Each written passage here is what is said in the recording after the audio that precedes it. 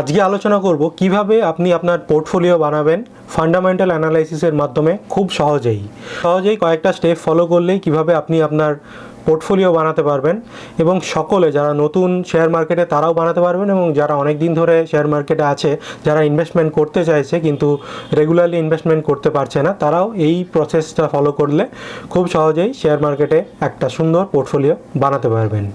নমস্কার বন্ধুরা, আমি সুমন, শুরু করছি সহজে শেয়ার।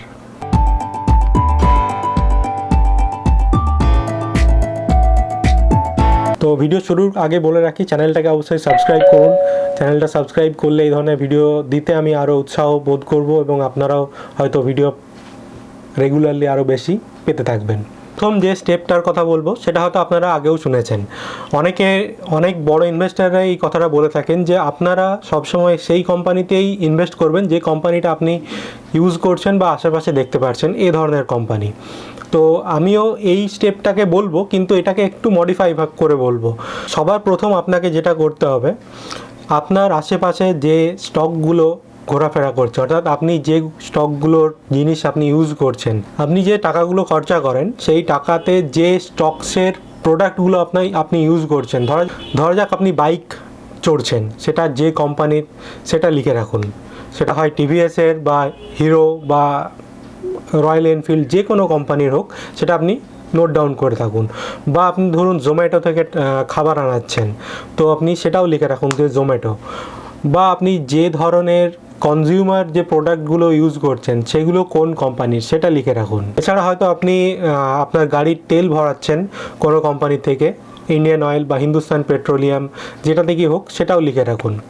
অথবা আপনি যে টায়ার ইউজ করছেন, এমআরএফ বা সিএট বা যে কোনো কোম্পানির হোক, সেটা লিখে রাখুন। তো এটা হচ্ছে আপনার প্রথম স্টেপ, যেগুলো আপনি যে প্রোডাক্ট আপনি ইউজ করছেন সেই প্রোডাক্টগুলো প্রথমে দেখে নিতে হবে সেগুলো শেয়ার মার্কেটে লিস্টেড কিনা। যদি যেগুলো লিস্টেড সেগুলো একটা শর্ট লিস্টেড করুন। ধরা যাক আপনি 20-25টা শেয়ারের একটা লিস্ট বানিয়েছেন। এরপর আপনার মনে হলো যে বর্তমানে এই প্রোডাক্টগুলো আমি ইউজ করছি এবং আগামী দিনেও এই প্রোডাক্টগুলো ইউজ করব এবং এই প্রোডাক্টগুলো হয়তো ভালো চলবে। তখন আপনার যে সেকেন্ড স্টেপ সেটা চলে আসছে। ধরা যাক আপনি কোনো একটা শেয়ার নির্ধারণ করলেন যে শেয়ারটার আপনি ফান্ডামেন্টাল অ্যানালাইসিস করতে চান নিবেশ করার আগে। তো নিবেশ করার জন্য হয়তো আপনি ঠিক করলেন আপনি টিভিএসের গাড়ি ইউজ করে থাকেন বা বাইক ইউজ করে থাকেন। তো আপনি এটার ফান্ডামেন্টাল অ্যানালাইসিস করার জন্য টিকার টেপ নামে একটি ওয়েবসাইট আছে বা অ্যাপও আছে মোবাইলে। তো আপনি যে কোনো একটি জায়গাতে, হয় ওয়েবসাইটে বা অ্যাপে গিয়ে টিকার টেপটা খুললেন। তো আমি সরাসরি স্ক্রিনে নিয়ে যাচ্ছি, আপনি আরও পরিষ্কারভাবে ব্যাপারটা বুঝতে পারবেন। তো গুগলে আপনাকে সার্চ করতে হবে টিকার টেপ। তো টিকার টেপ ওয়েবসাইটটা যদি আপনি খোলেন tickertape.in, তাহলে গুগলে সার্চ করলে আপনি এটা পেয়ে যাবেন। তো সার্চ করার পর টিকার টেপ খোলার পরে আপনার যে ইন্টারফেসটা সেটা কিছুটা এরকম হবে।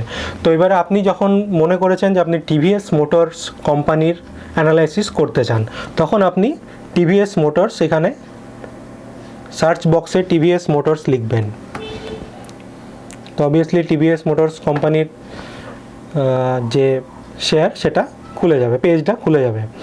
এরপর আপনি এখান থেকে যে ফান্ডামেন্টাল অ্যানালাইসিসগুলো আপনার প্রথমেই চোখে পড়বে সেটা হচ্ছে স্কোর কার্ড বা পারফরমেন্স। আপনি দেখতে পাচ্ছেন এভারেজ, ভ্যালুয়েশন হাই, অর্থাৎ ভ্যালুয়েশন বর্তমানে যেটা হওয়ার কথা এই শেয়ারটার ক্ষেত্রে সেটা তুলনামূলকভাবে হয়তো হাই, গ্রোথ লো, অন্যান্য যে শেয়ার আছে তার তুলনায় হয়তো লো পারফর্ম দিয়েছে, profitability high, entry point average, এই সময়তে এভারেজ, অর্থাৎ এন্ট্রি করাও যেতে পারে বা নাও করা যেতে পারে। রেড ফ্ল্যাগ, বর্তমানে কোনো রেড ফ্ল্যাগ এর মধ্যে নেই, অর্থাৎ কোনো ব্যাড নিউজ নেই। তো এরপরে আপনি আমি আগের ভিডিওতে যে পিবি রেশিও যেগুলো আপনাদেরকে বলেছিলাম, তো এগুলো আপনি এখান থেকে দেখতে পারেন। এরপরের যে ব্যাপারটা সেটা বেশ ইন্টারেস্টিং, সেটা দিয়ে আপনি বুঝতে পারবেন যে আপনার জন্য এই শেয়ারটা বেটার কি না। সেটা হচ্ছে আপনি একটা শেয়ার দেখে কখনোই ডিসাইড করতে পারবেন না যে এই শেয়ারটা আপনার জন্য বেটার কি না। তো তার জন্য আপনাকে অন্য বেশ কয়েকটি শেয়ার নিয়ে আলোচনা করতে হবে। তো এক্ষেত্রে এই ওয়েবসাইটে একটা সুন্দর ফ্যাসিলিটি আছে, সেটা হচ্ছে এই ধরনের যে আরও বেশ কয়েকটা শেয়ার সেটার সঙ্গে আপনি তুলনা করতে পারবেন যে এই শেয়ারের পারফরমেন্স অন্যান্য শেয়ারগুলোর তুলনায় কী রকম।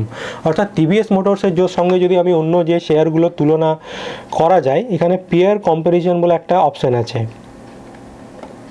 এই যে পিয়ার কম্প্যারিজন, এই অপশানটাতে গেলেই আপনি দেখতে পাবেন টিভিএস মোটরসের সঙ্গে আরও 3টে কোম্পানি যারা একই ধরনের প্রোডাক্ট বানায় তাদের তুলনা এখানে করা হয়েছে। TVS motors, Bajaj auto, Hero MotoCorp and Maharashtra scooters. তো এখানে পি রেশিওতে আপনারা দেখতে পাচ্ছেন যে টিভিএস মোটরসের পি রেশিও একটু হাই। তো অবভিয়াসলি আমি আগের ভিডিওতেই বলেছি, যখন পি রেশিও অন্যান্য কোম্পানির তুলনায় কম হয়ে থাকে তখন সেটা তুলনামূলকভাবে ভালো হয়ে থাকে। তো অন্যান্য কোম্পানির পি রেশিওগুলো আমরা দেখতে পাচ্ছি তুলনামূলকভাবে কম আছে। এরপর পিবি রেশিও আপনি দেখতে পাচ্ছেন, ডিভিডেন্ড ইল্ড দেখতে পাচ্ছেন। তো এগুলো দিয়ে তুলনা করে আপনি ডিসাইড করতে পারবেন যে কোন শেয়ারটা ভবিষ্যতে ভালো পারফরমেন্স হয়তো দিতে পারে। এরপর টেকনিক্যালস ব্যাপার এখানে আছে। টেকনিক্যালসটাই যদি আপনি ক্লিক করেন তো টেকনিক্যাল ভলিটিলিটি বা আরএসআই, 14-ডে আরএসআই এগুলো শো করবে। তো এর মাধ্যমে আপনি ডিসাইড করতে পারবেন যে কোন শেয়ারটা তুলনামূলকভাবে বেটার। এছাড়া এই শেয়ারের সঙ্গে সেক্টর পি যে আছে, সেই সেক্টর পির সাথে এই শেয়ারের পির যে তুলনা সেটাও আপনি এখানে পেয়ে যাবেন।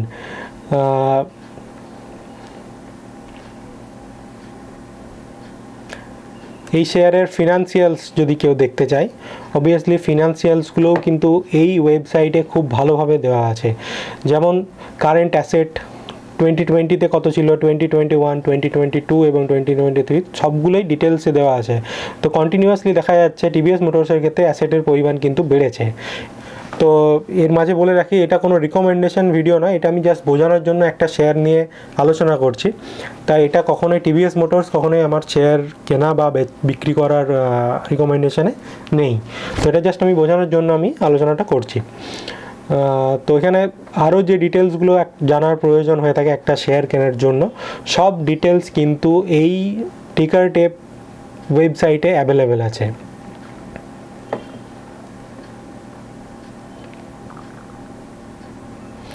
প্রোমোটার হোল্ডিংসের যে ট্রেন্ড সেটা যদি দেখেন, in last 6 months promoter holding in the company has almost stayed constant. Promoter হোল্ডিংসের যে রেশিওটা সেটা 6 মাস ধরে প্রায় একই আছে, কোনো পরিবর্তন হয়নি। লো প্লেজ প্রোমোটার হোল্ডিংস, প্লেজ যে শেয়ারের প্লেজিং ছিল, আগের ভিডিওতে আমি প্লেজ নিয়েও কথা বলেছি, যদি আপনি ইন্টারেস্টেড হন আগের ভিডিওটা দেখতে পারেন। তো প্লেজটাও দেখা যাচ্ছে যে আগের থেকে তুলনামূলকভাবে কমেছে এই শেয়ারের ক্ষেত্রে। তো এই ব্যাপারগুলো কিন্তু আপনি এই ওয়েবসাইটের মাধ্যমে খুব ভালোভাবে দেখতে পারেন। একজন রিটেল ইনভেস্টারের ক্ষেত্রে যে প্রয়োজনগুলো, ক্রাইটেরিয়া জানা প্রয়োজন হয়ে থাকে সেটা কিন্তু সবই এই ওয়েবসাইটের মাধ্যমে আপনারা জানতে পারবেন। আর আপনি নিজে আপনার যে শেয়ার সেটা কিনতে পারবেন। তো এরপর কথা হচ্ছে যে আপনি আপনার পোর্টফোলিওতে কী ধরনের শেয়ার রাখবেন। আপনার পোর্টফোলিওতে সবসময় আপনি চেষ্টা করবেন যেন আপনার পোর্টফোলিওটা ডাইভার্সিফাইড হয়। অর্থাৎ একই ধরনের শেয়ার, যদি আপনি ব্যাংকিং শেয়ারে ইনভেস্ট করেন, ধরা যাক আপনি কোনো একটা ব্যাংকিং শেয়ার মনে করলেন ভালো, আবার অন্য একটা ব্যাংকিং শেয়ারও আপনার পছন্দ হলো, এরপর আপনি যদি 4-5টা ব্যাংকিং শেয়ারই শুধু কিনে থাকেন, যদি কখনো ব্যাংকের ক্ষেত্রে ক্র্যাশ আসে তখন আপনি কিন্তু দেখবেন যে আপনার পোর্টফোলিওটা পুরোপুরি রেড হয়ে গেছে, অর্থাৎ পোর্টফোলিওটা তুলনামূলকভাবে অনেক কমে গেছে। তাই আপনি চেষ্টা করবেন যে একটা ব্যাংকে শেয়ার রাখবেন, একটা অটো সেক্টরে শেয়ার রাখবেন, একটা এআই যে কোম্পানিগুলো কাজ করে থাকে সে ধরনের রাখলেন, বা আইটি সেক্টরে কোনো শেয়ার রাখলেন, অথবা কনজিউমার সেক্টরে কোনো শেয়ার রাখলেন, বা কেমিক্যাল সেক্টরে কোনো শেয়ার রাখলেন। অর্থাৎ আপনার পোর্টফোলিওটা যেন 5 থেকে 10টা শেয়ারের একটা পোর্টফোলিও হয়। অতিরিক্ত শেয়ার যেন না থাকে, আর 100টা শেয়ার যেন একটা পোর্টফোলিওতে না থাকে, তাহলেও সেটা ওভার ডাইভার্সিফাইড বলে। তো আপনার চেষ্টা করতে হবে 5 থেকে 10টার মধ্যে শেয়ার যেন আপনার পোর্টফোলিওতে থাকে এবং বিভিন্ন ধরনের যেন শেয়ার থাকে, যে ক্ষেত্রে আপনার যদি কখনো ক্র্যাশ হয় বা সেই সেক্টরটা যদি ধস নামে তখন আপনার পোর্টফোলিওর ক্ষেত্রে ততটা হয়তো ইফেক্ট করবে না, যতটা একই ধরনের শেয়ার রাখলে আপনার হয়তো পোর্টফোলিওতে ইফেক্ট করতে পারে।